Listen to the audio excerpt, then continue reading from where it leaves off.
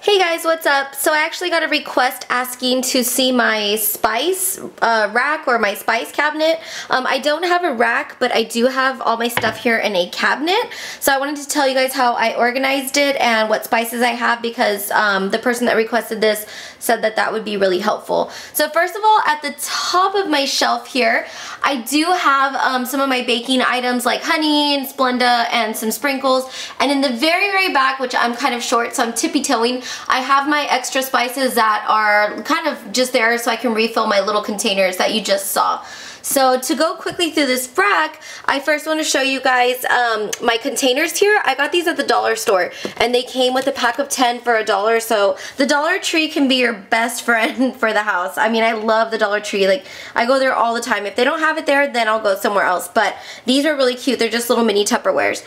So the first thing I have here is just some pure ground black pepper, and this is brand new, so I don't really use that too much. This one is also from the Dollar Tree. I got some sea salt, and I love this because I like to eat the edamame and the little soybeans, and I put that on top. I got these today actually at the Dollar Tree as well. These are the chicken bouillon cubes. This is good for Spanish rice and different things like that, so you can see those in there. I have this, which is Tony Chicheries. I don't know how do you say that. That's the original Creole seasoning. Then I have Lowry seasoned salt, which I believe is brand new because it's full. Like, I think we just kind of forgot about it. And then way in the back over here, I have some garlic flakes that look like this. I actually got these at Marshall's. Marshall's has a really nice spice section as far as cooking stuff and like sauces. They have some different things there, so it's good to always look around. Then in this area right here, I have all my main spices, which I will kind of pull forward and show you. So right here I have comino. Then I have oregano leaves, which I really like because you can open these and you can just kind of put a pinch of whatever you need, and it's also really easy to stick a measuring spoon in there because if you do have it in a container where you're shaking it, it is kind of more difficult. You have to pop the lid off and all that good stuff. Then I have more oregano leaves right here, some thyme leaves, and then some rosemary leaves. So I just kind of labeled the top. Now, if you wanted to be really neat about it, you could actually get a labeler and just label it with a labeler so it'll look a lot better. But I didn't have one on hand, so I figured if I ever got one, I could just put it on top of what I wrote.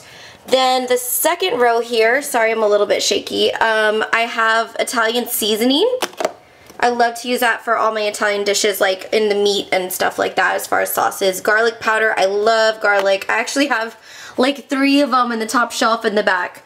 My pepper, let's see what else. Parsley flakes, and I believe this bottom one is also parsley flakes. So that's what I have there.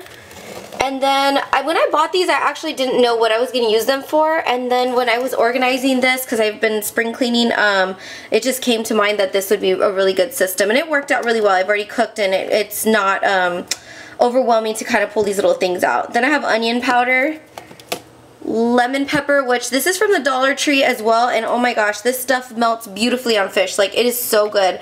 I don't really think it makes a difference where you get your spices. I know some people might say that higher quality spices, or not quality, I would say like higher brand spices may taste better, but to me, like, I've used the higher end brands and I've used like Dollar Tree stuff, and it all kind of tastes the same to me.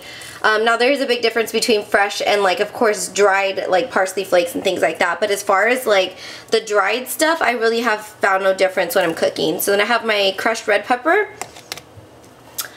chili powder, which is used in a lot of Mexican dishes as well, and cayenne. So I have all of that. And then my last row here, this is table salt, so anytime I need salt, I could just pinch it out and just put it in there. Sorry, my camera's going out of focus. Then I have kosher salt because there's a lot of recipes that call for that rather than table salt or sea salt. Seasonal, so I have that, which it was the last bit of another bottle, so that might explain why we have that big one. Paprika.